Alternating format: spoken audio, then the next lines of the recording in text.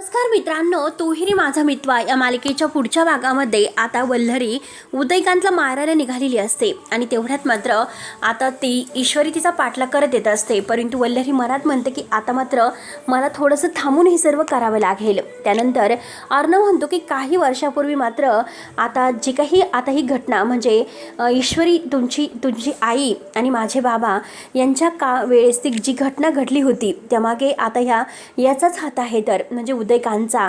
तर आता ईश्वरी म्हणते की नाही, पण माझी आई मला सांगत होते की यामागे एका बाईचा सुद्धा हात आहे. तेव्हा मात्र आता ईश्वरी जे काही बोलत आहे तर लगेच ह्या आजी म्हणतात की हो, ईश्वरी एकदम बरोबर बोलत आहे. तर अर्णव म्हणतो की या सगळ्या प्रश्नांची उत्तरं फक्त आता एकच माणूस देऊ शकतो, उदयकांत राजे शिर्के. आणि तेवढ्यात मात्र आता ह्या उदयकांतला इकडे वल्लरीने बांधून ठेवलेलं असतं आणि वल्लरीने त्याला बांधून ठेवून आता ती मारत असते आणि म्हणत असते की हे बघ, पोलिसांसमोर माझं नाव घ्यायचं नाही. तर उदयकांत म्हणतो की तू काय करशील.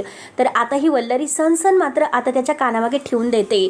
तर मित्रांनो, आता पुढे नक्की काय होईल हे बघायला विसरू नका. तोपर्यंत धन्यवाद.